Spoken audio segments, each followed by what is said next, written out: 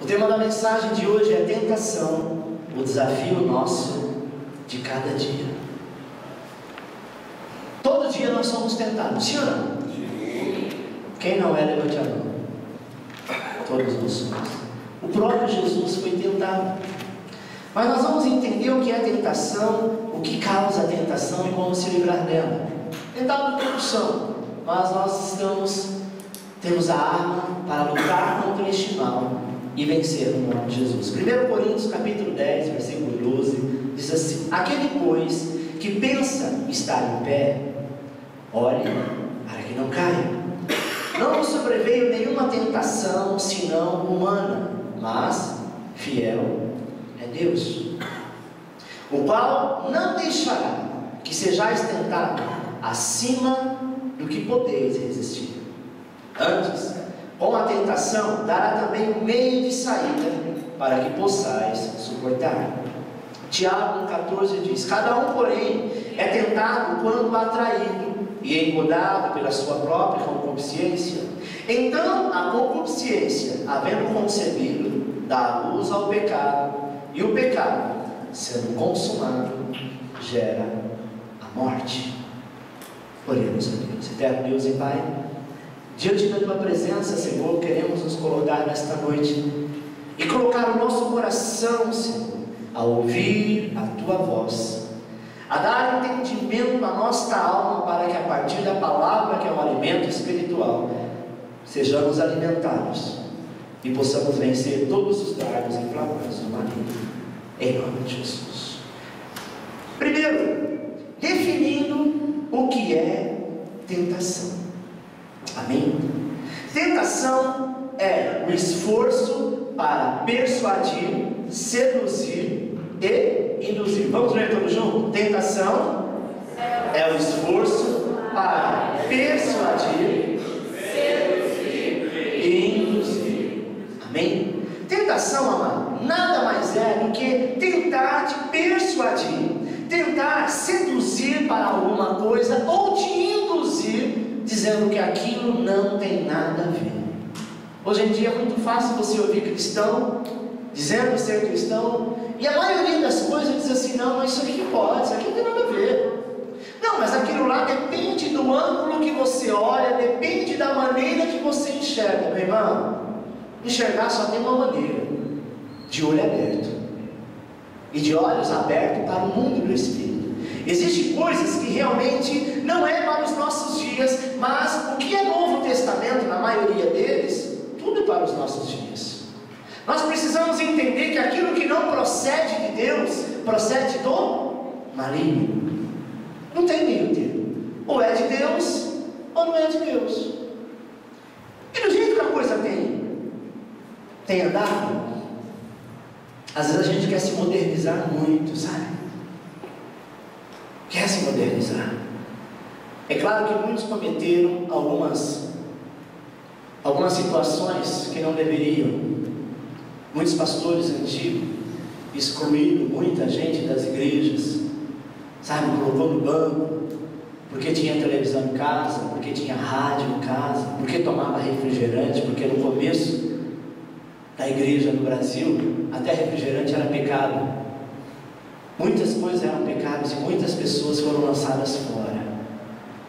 E a maioria dessas pessoas já partiram para o Senhor, e muitas dessas igrejas já liberaram isso, porque entenderam que pecado é algo que se comete, é algo que está dia a dia convivendo com você, e você então decide o que é bom, o que é ruim. Na televisão, se hoje a gente analisasse, a gente não teria televisão em casa. Hoje sim seria a época de começar a dizer: olha, quem tem televisão em casa vai para o banco, porque só a graça é o que passa nas televisões.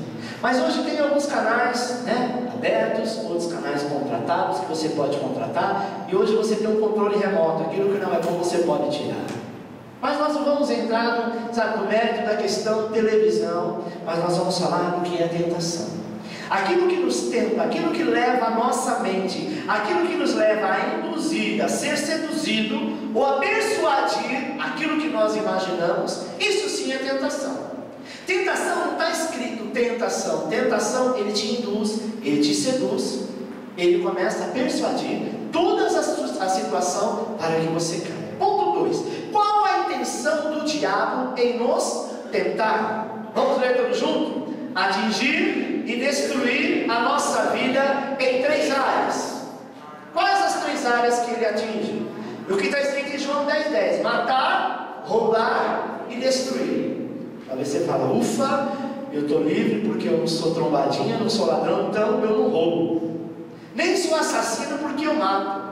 E não sou nenhum, vândalo para que eu possa destruir. Preste atenção, amado. Matar, roubar e destruir. Às vezes nós matamos a nossa fé, destruímos a nossa casa, o nosso templo espiritual e roubamos a nossa comunhão. Deixamos de ser roubados a nossa comunhão com Deus.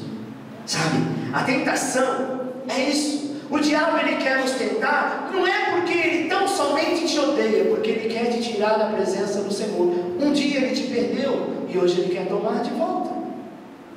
Não pense você que o diabo olha para você e fala, Deus me livre daquela crente, eu quero correr longe dela, eu quero correr longe daquele crente, porque antes ele era meu, agora ele não é mais. Ixi, eu quero distância.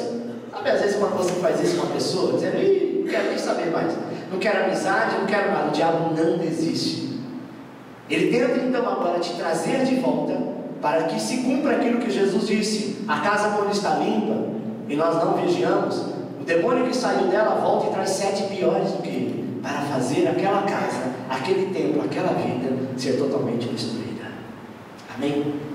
Quais são as áreas que ele tenta fazer isso? Letra A área física. Mateus 4:3 diz assim: então, chegando então o tentador disse: se tu és filho de Deus, manda que essas pedras se tornem em pães. Preste atenção, irmão. Tem gente que diz assim: se você é crente, se você realmente tem orado ao Senhor, por que você está passando por esta dificuldade, por esta situação financeira complicada? Faça um desafio com Deus. Se Deus não fizer hoje, amanhã você diz assim: se o Senhor não fizer, eu vou abandonar a igreja, eu vou abandonar o Senhor, eu volto para o mundo. Sabe quem vai perder? Você. O diabo disse para Jesus, Jesus estava jejuando, ele disse assim: olha, ele tentou tentar Jesus na área física, naquilo que Jesus estava passando, naquela provação que ele estava passando. Ele diz assim: olha, se você realmente é o Filho de Deus, transforma as pedras em pães. Se você está com fome, você pode comer, você pode fazer isso. Cuidado, meu irmão. A Bíblia diz que Deus não é Deus para ser provado, para ser tentado.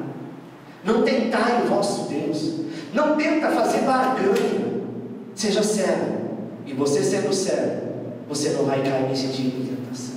Segundo, letra B, psicológica. Mateus 4:6 diz assim: se tu és o Filho de Deus, lança-te daqui abaixo, porque está escrito aos seus anjos: dará ordem ao teu respeito, e eles te sustentarão nas mãos, para que não tropeces em alguma pedra.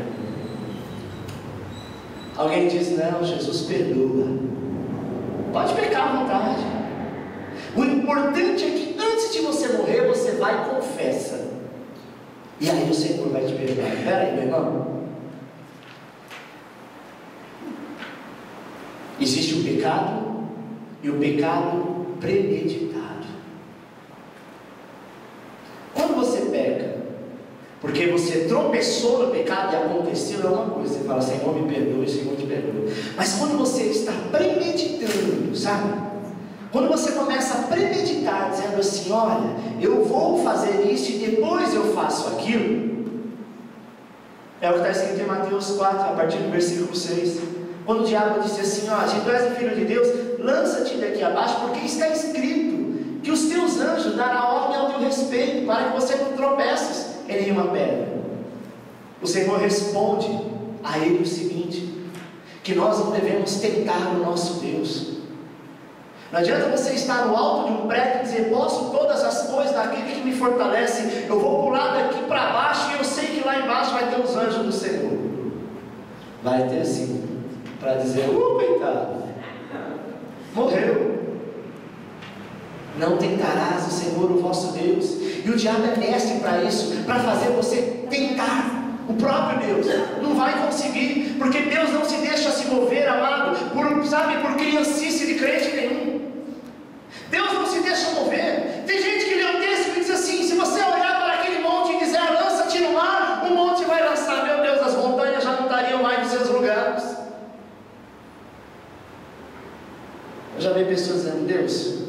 Senhor é meu Deus mesmo?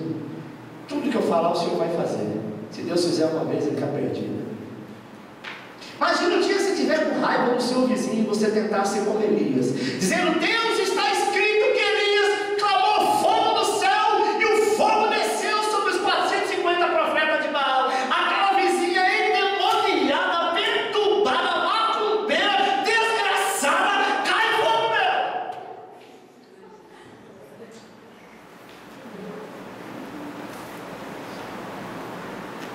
Alguém já orou assim por mim, sabia? Eu falo com conhecimento de causa. Eu tinha uma choperia no interior, era macumbeiro, desgraçado, perturbava a noite inteira.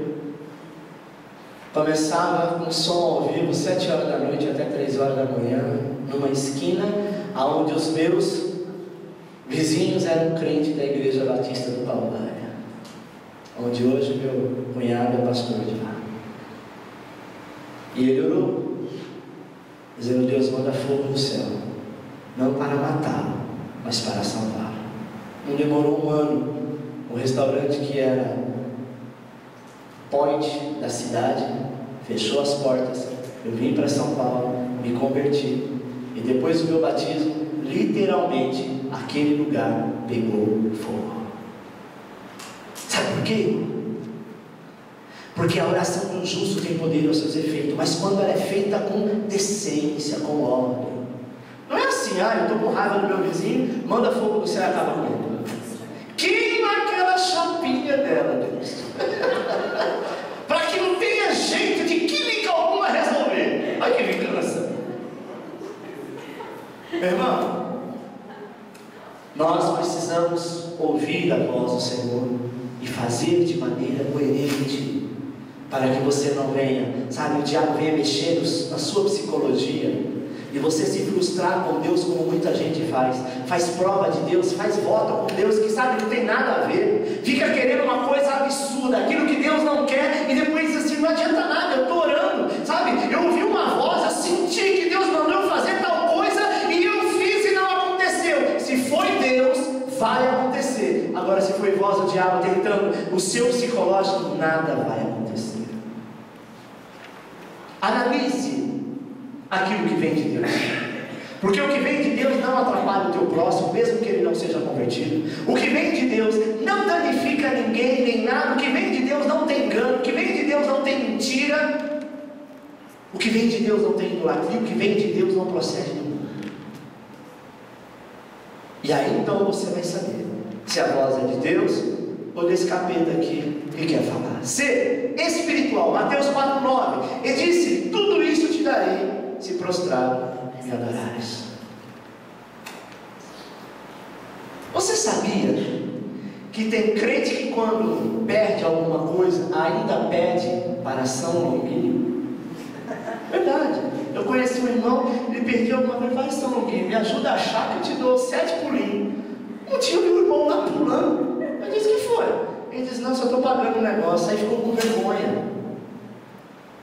Eu disse: meu querido, talvez na sua inocência Deus não leve em consideração, mas você está se prostrando diante de outros deuses. Quem é São Longuinho? O que ele vai fazer com o pulo? Isso é um engano de Satanás. Isso é uma mentira do diabo. O diabo, sabendo que você crê nisso e quer roubar, a tua espiritualidade, ele faz alguma coisa subir e coloca na tua mente: pede para São Longuinho. Quando eu era criança eu fazia muito isso. Verdade, acho que a maioria das pessoas, né? Tem crente que ainda bate na madeira, isola. Tem crente que não tem espelho quebrado dentro de casa porque dá azar. Vai no cemitério, tira a roupa lá na porta para não entrar. Não passa debaixo de escada, meu amado. Nós somos libertos em Cristo Jesus e nenhum mal sobrevirá à tua casa. 3. Por que Deus permite então que sejamos tentados? Esta é a pergunta. Por que Deus permite que sejamos tentados? A resposta é: para provar a nossa sinceridade.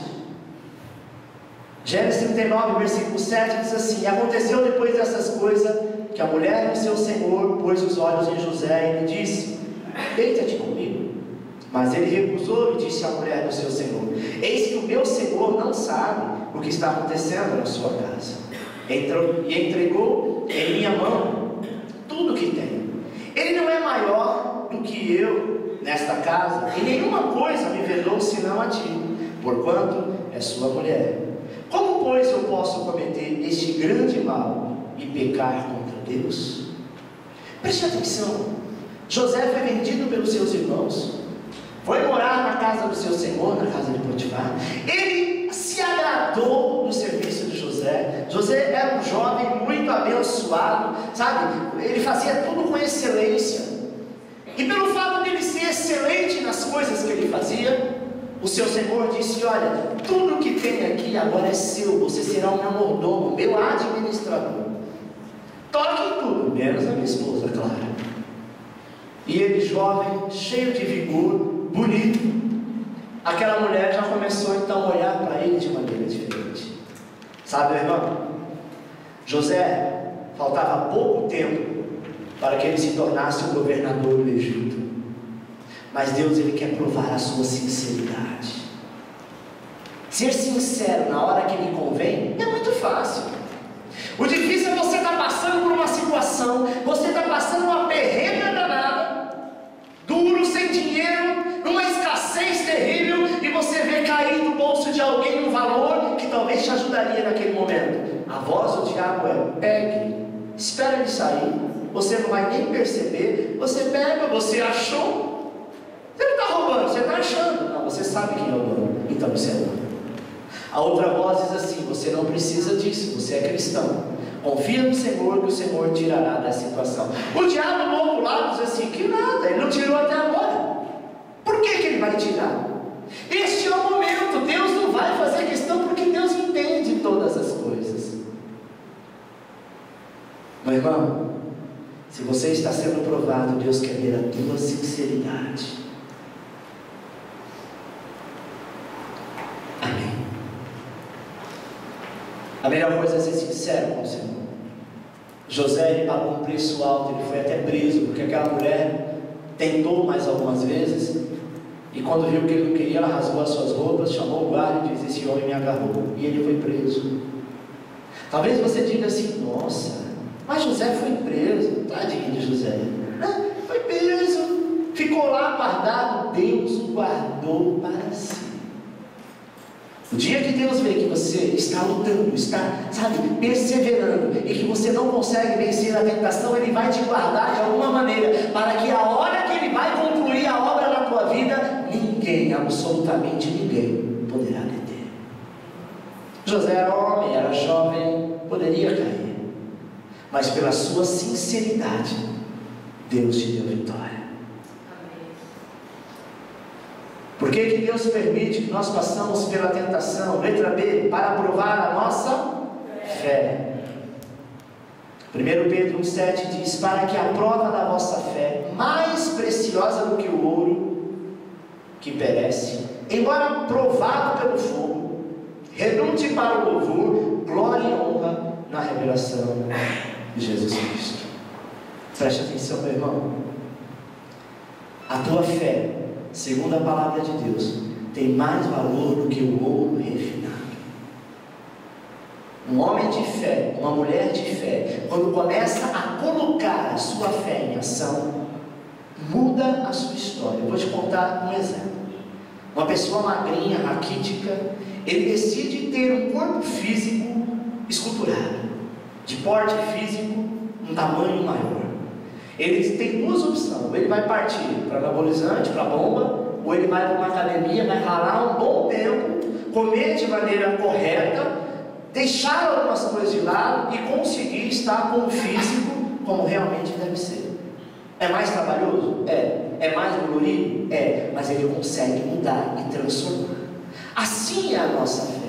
Hoje talvez a sua fé te coloque como uma pessoa magra, raquítica, esquelética.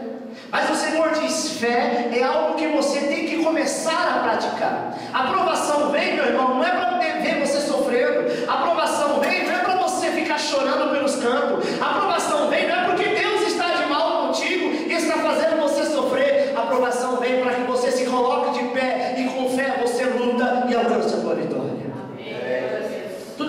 vem fácil, vai embora fácil. Tudo aquilo que você adquiriu com fé, com perseverança, ninguém te toma. Amém? A maioria das pessoas colocam a fé naquilo que é natural.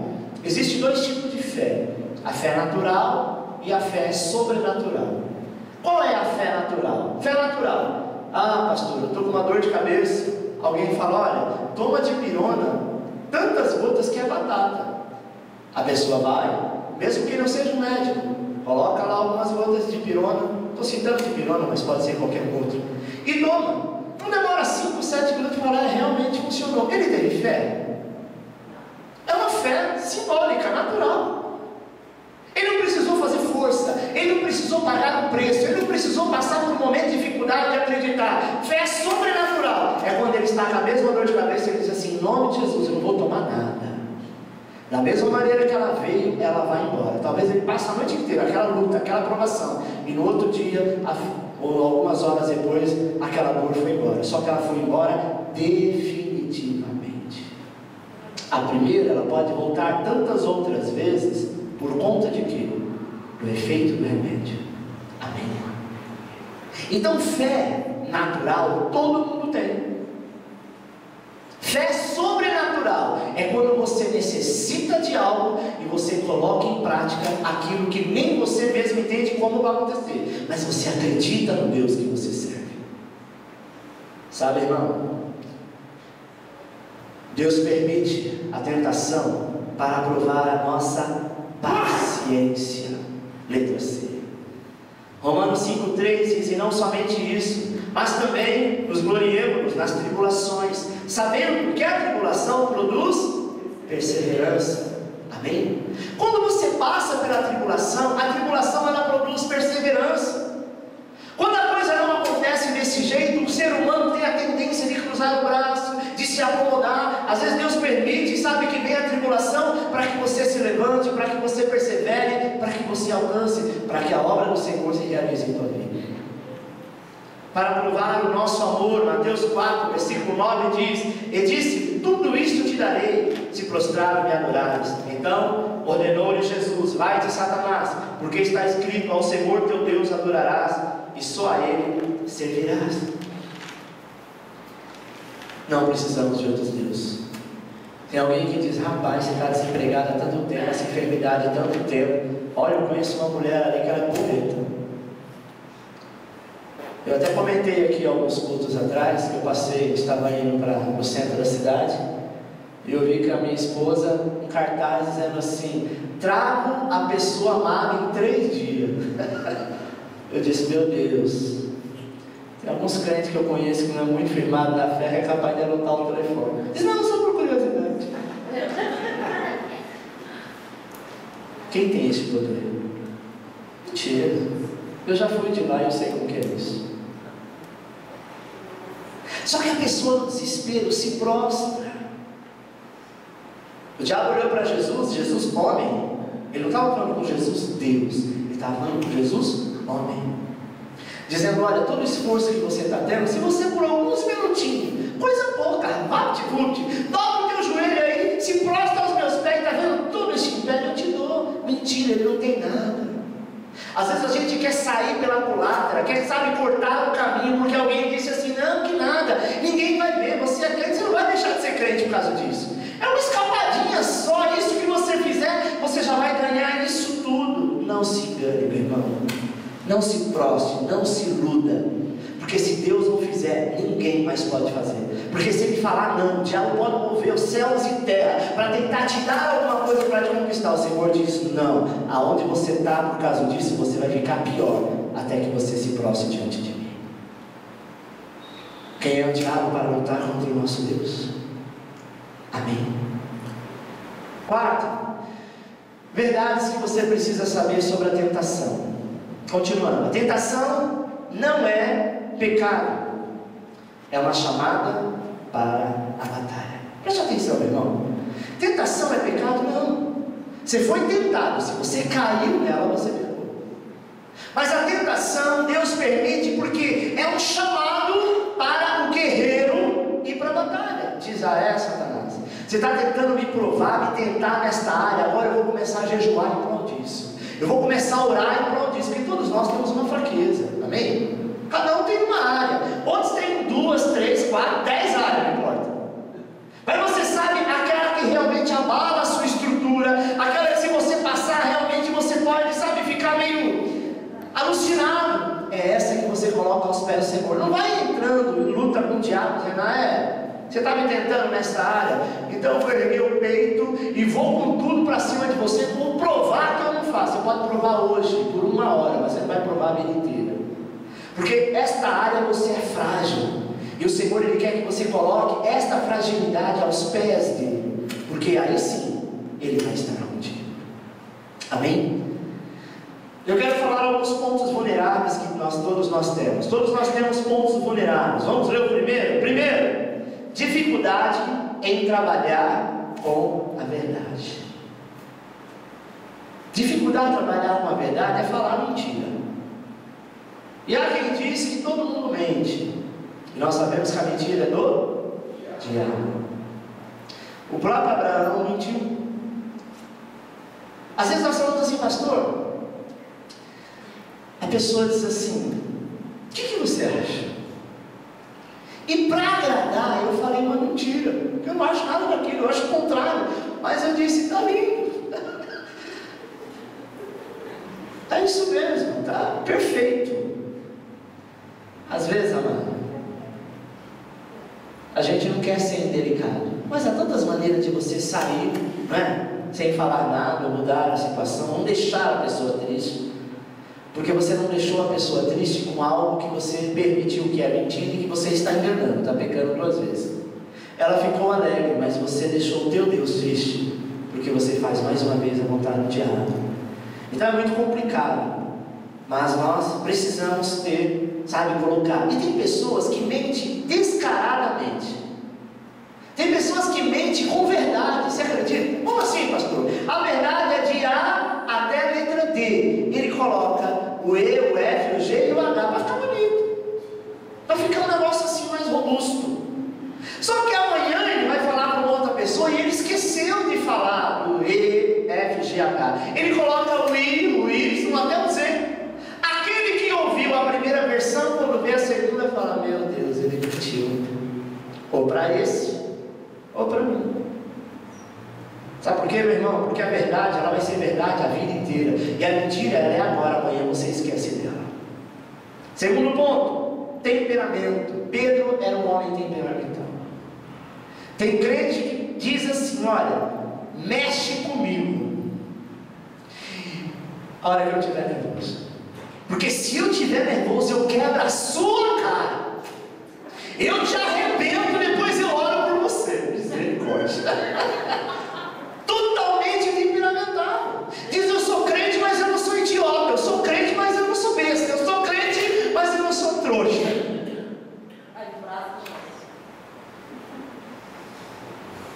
Tem crente que na vizinhança ninguém gosta dele ou dela, porque já brigou com todo mundo. Sabe, irmão, nós precisamos controlar o nosso temperamento, que tem a ver com mansidão, que é fruto do Espírito. Terceiro, espinho na carne, Paulo. Tem gente que tem um espinho na carne que é terrível. Um na área financeira, outro na saúde, o outro é na área sexual. É isso que você deve colocar, esses pontos vulneráveis diante do Senhor. Paulo, ele colocava. A Bíblia não relata qual era o espinho na carne, mas ele orava, dizendo, o Senhor pode tirar isso de mim. Porque todo dia é como se tivesse um demônio que me esbofeteasse dia a dia, porque esse é meu espinho. Paulo ouvia do Senhor dizendo, Paulo, a minha graça te basta. Existem alguns espinhos que nós teremos que carregar, porque o dia que o Senhor talvez tirá-lo de você, você pode ficar arrogante, prepotente, e o Senhor permite para que você entenda que tu és servo. Amém?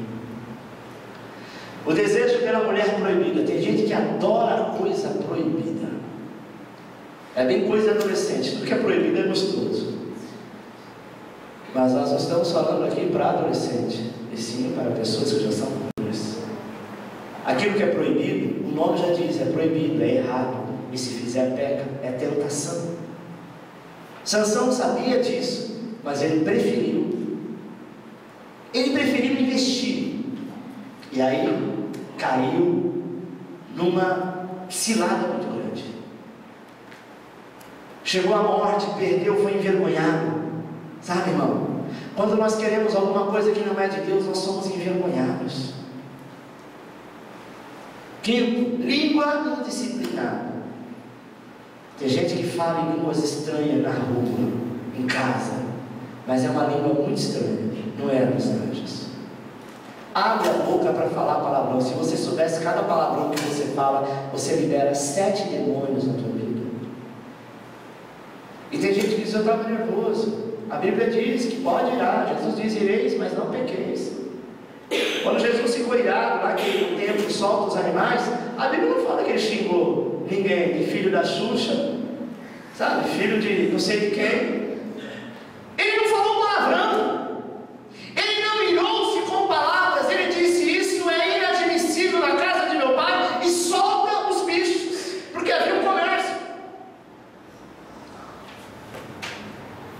Tem gente que diz: ai pastor, escapou. Engraçado que anda escapando. Segura isso, amarra a boca, porque anda escapando todo dia, toda hora. Meu irmão, você precisa ter uma boca santa, porque a Bíblia diz que a boca fala, o coração está cheio. Se você estiver nervoso, falar um palavrão não vai resolver nada, pelo contrário, o negócio vai piorar, porque aí que o diabo entra e começa a se andar. O que era para ser resolvido daqui 10 minutos, daqui 1 dia, 2 dias, vai perdurar lá 1 mês, porque ele vai sambar na tua vida. Pornografia. Sodoma e Gomorra foi a cidade mais terrível que havia. E hoje é o que mais acontece na casa de crente. Sabendo da prostituição, permite a prostituição dentro da tua casa. Ah, mas é a namorada do meu filho. Ah, mas é o namorado da minha filha. É melhor fazer dentro de casa do que na rua. Na rua, pelo menos, a gente não está vendo. Não é porque você assiste lá no quarto da pessoa, você também não está vendo.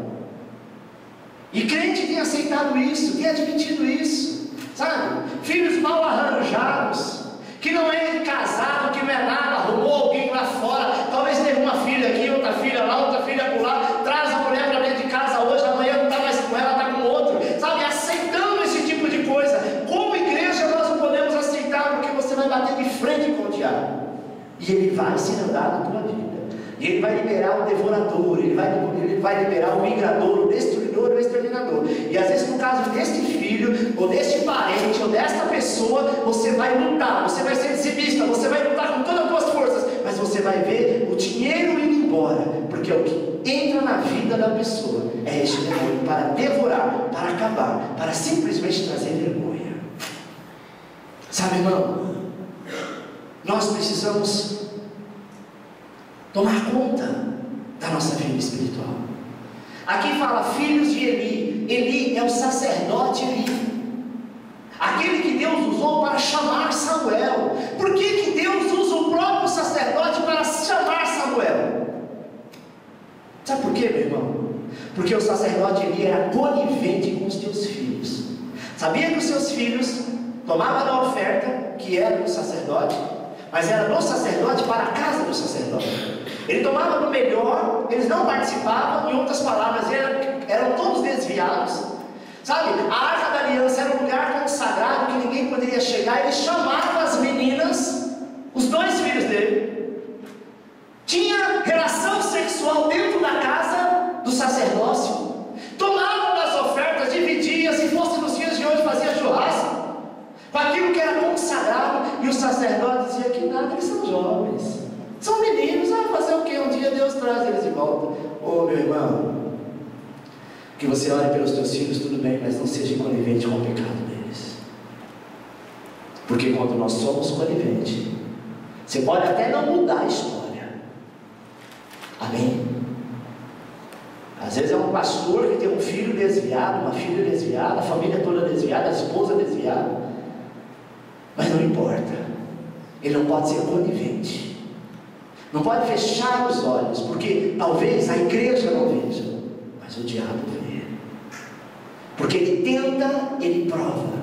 E se você bater nas costas dizendo: não, meu filho, vou fingir que eu não estou vendo, vai fundo aí, porque olha, o importante é que você seja feliz, ele vai ser feliz, supostamente feliz, e o diabo vai bater de frente contigo para te envergonhar.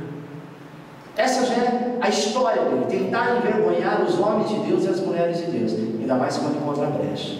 Amém? Sétimo, dinheiro. Judas que traiu Jesus. Tem gente, amado, que faz o que Judas faz. Trai o seu amigo, trai o seu patrão, trai a tua família por causa de dinheiro. Tem gente que é muito amigo por conta da amizade que é maravilhosa, mas envolveu o dinheiro no meio e perdeu a graça. Tem gente que é tentado no dinheiro. E se você tem essa tentação, coloque diante do Senhor. Gula e ira, comer além do necessário, e ira são pessoas descontroladas. A ira ela vem, você não pode deixar ela se manifestar.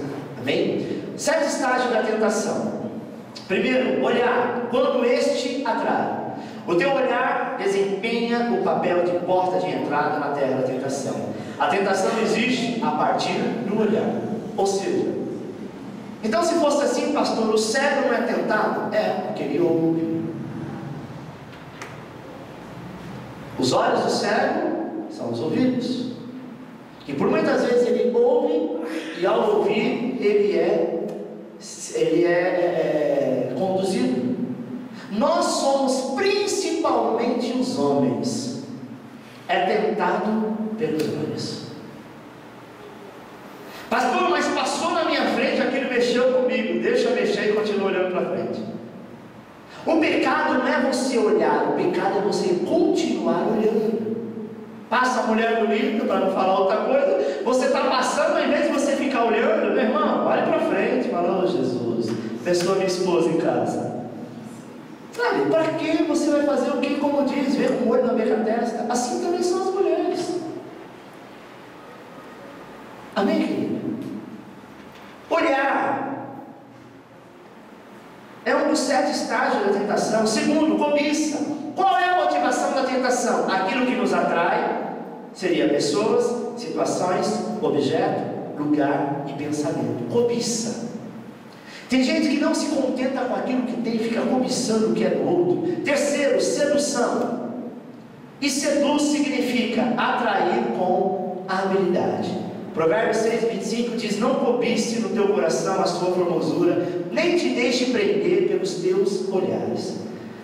Se você puder, você anota este texto, Provérbios capítulo 7, versículo 1, se eu não me engano, até o 26, nós estaremos vendo. Olha o que está escrito aqui, que é o que acontece nos dias de hoje. Preste atenção.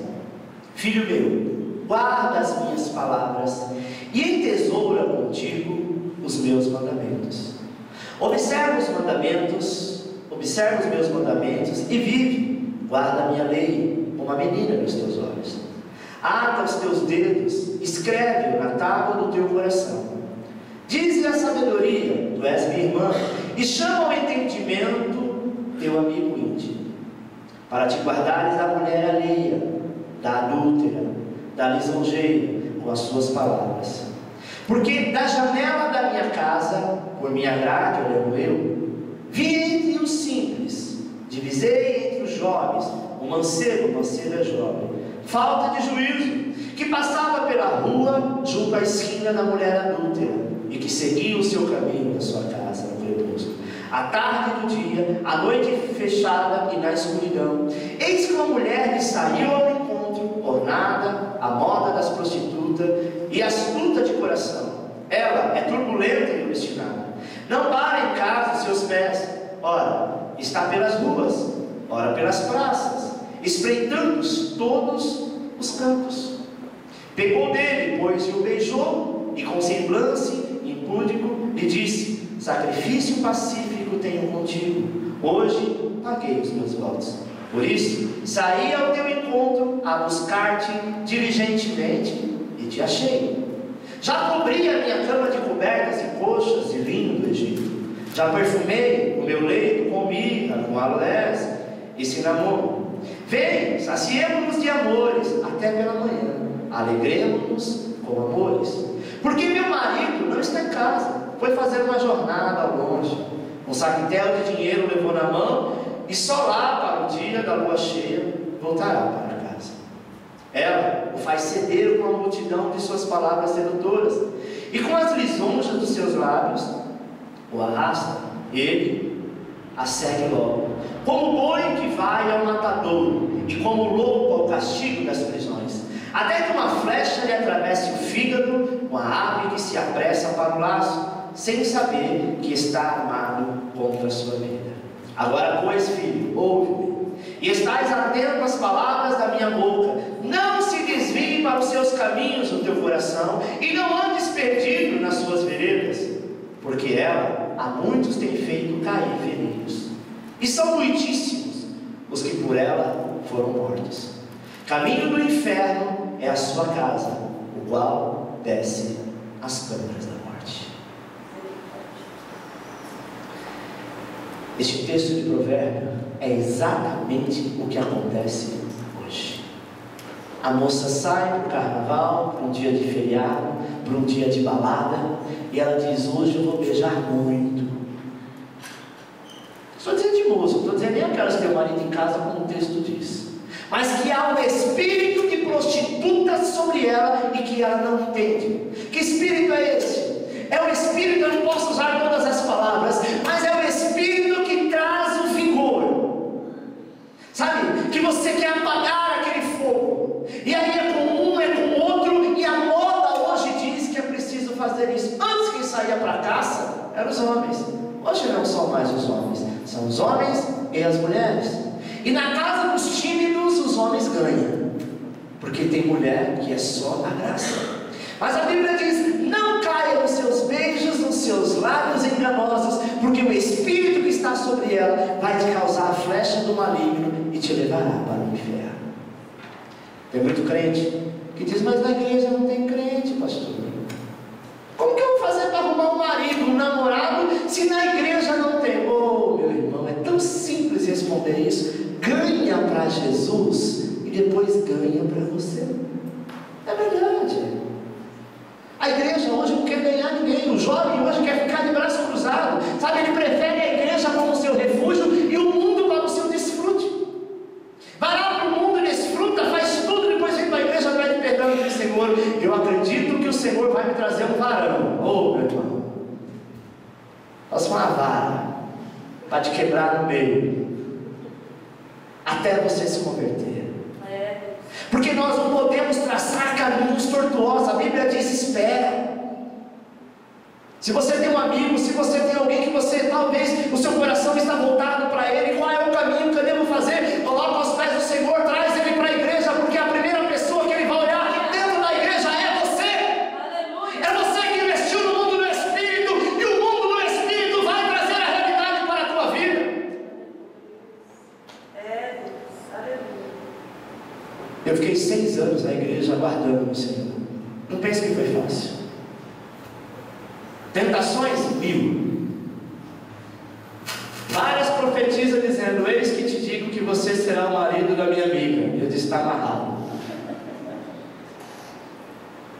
Até o dia que apareceu minha esposa, eu precisei sair para fora.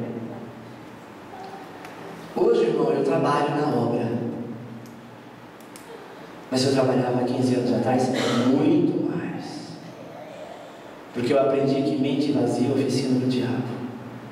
Minha mãe está aqui, não me deixa mentir. Quantas vezes eu saí de manhã e voltava 1, 2 horas da manhã, fazendo campanha nos montes, na vigília. Eu cheguei a jejuar por mais de 6 meses, todo dia, sem parar. É porque eu queria, porque eu achava bonitinho? Não, é porque eu queria amortizar a minha carne. Então, quando a gente quer, a gente vai atrás, a gente consegue. Será que Deus não via a minha luta? Mas o Senhor sabia. Busca mesmo, meu servo, porque você vai precisar de muito clamor.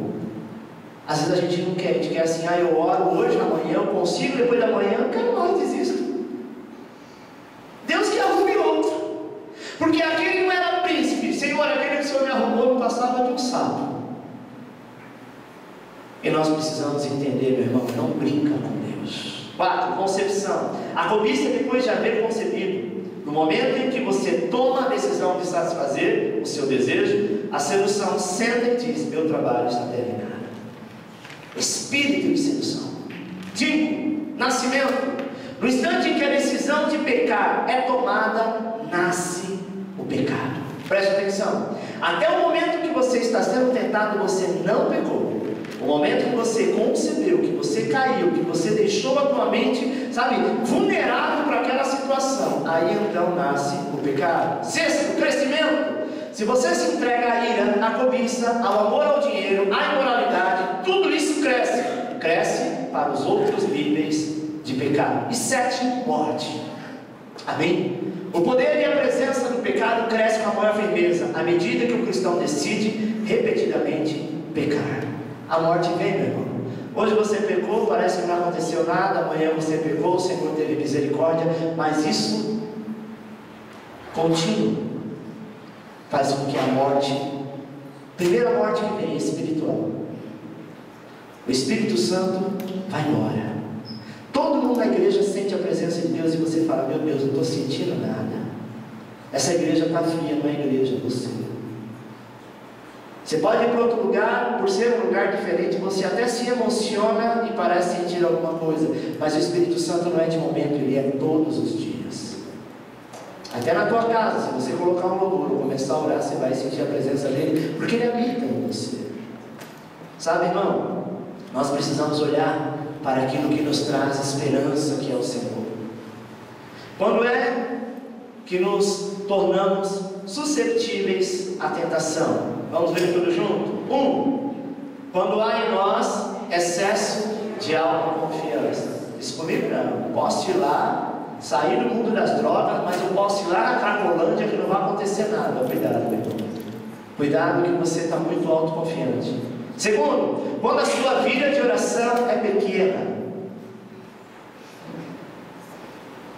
Eu não vou nem perguntar.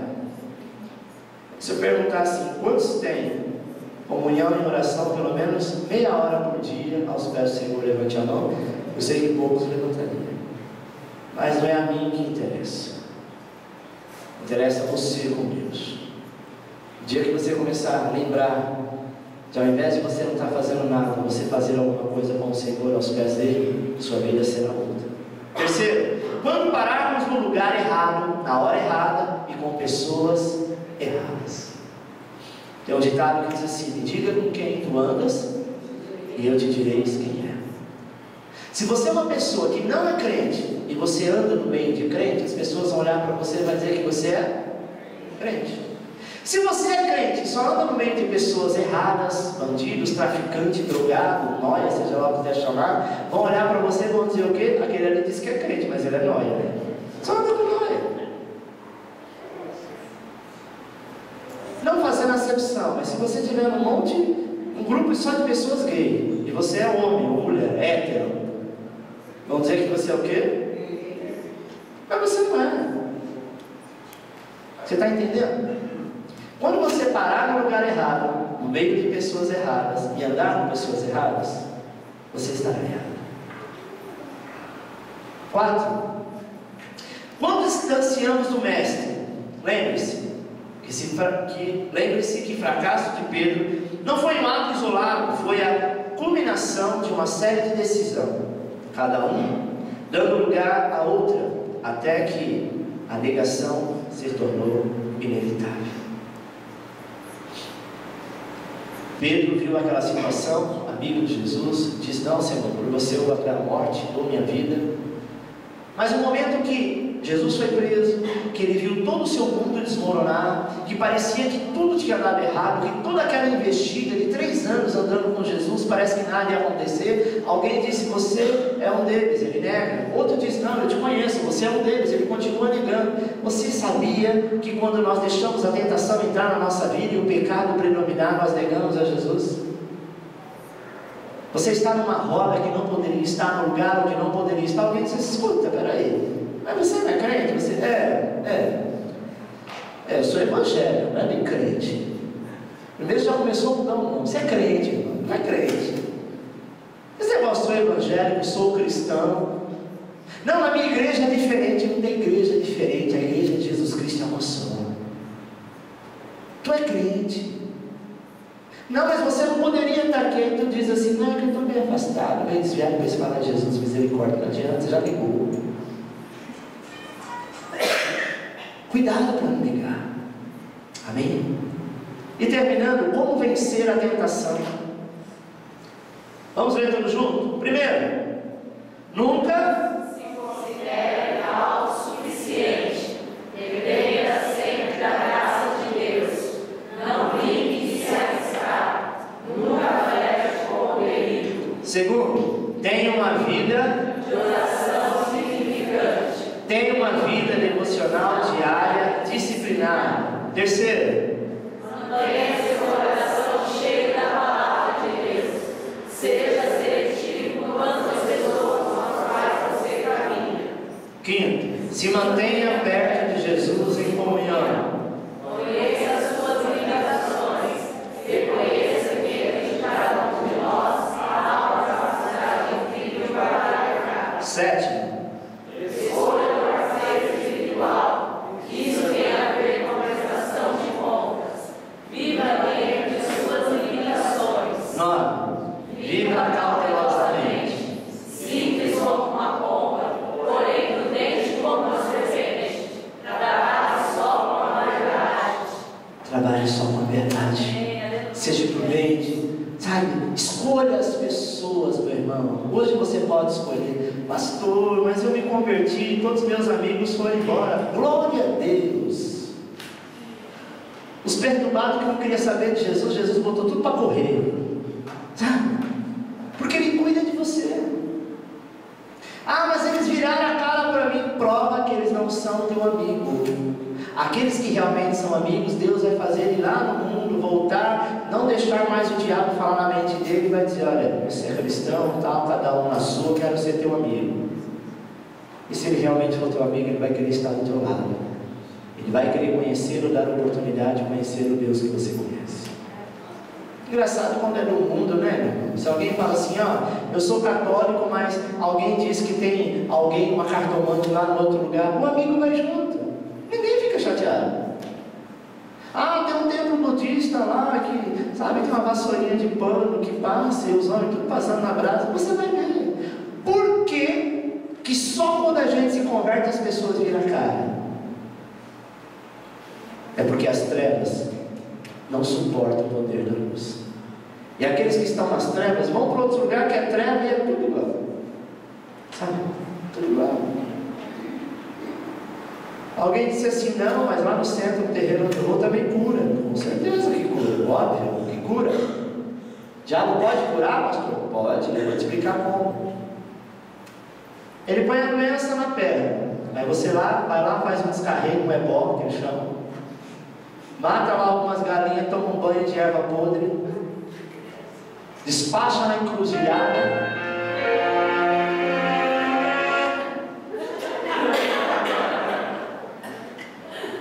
Gostou da música, né? Despacha lá na encruzilhada. É a batalha do arcanjo, você viu? O anjo já está querendo guerrear. Despacha lá na encruzilhada. Você vai 7 dias depois, vai lá fazer a consulta, e aí abre lá seu jogo de búzio, carta, seja lá o que for, e diz assim: realmente agora eu vejo o médico, né? Vejo que esse problema não existe mais, como de fato não existe. Secou a ferida. Só que o diabo engana, porque ele não tem poder de cura, ele não tem vida para curar. A vida está em Deus. Ele tira da perna, algum tempo depois está nas costas. Aí é outro trabalho. Não tem dinheiro, vende a casa, vende um carro, vende a televisão, me traz a geladeira. É assim que funciona. Aí o cara vai para a igreja.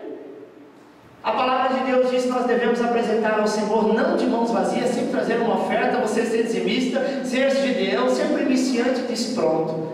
Essa igreja agora só fala dinheiro. Engraçado que na igreja ele nunca mandou você vender nada na tua casa. Você só entregar aquilo que Deus disse que é dele. Sabe, meu irmão? Mas você passa a ser curado. Você não precisa pagar para se receber cura. E engraçado que essas pessoas, você pode ver que não vão para frente, não prosperam, não caminham, porque estão com o engano do diabo. Nós precisamos entender que a glória do Senhor, ela se manifesta no coração daquele que busca e confia nele. Aplauda o Senhor, querido.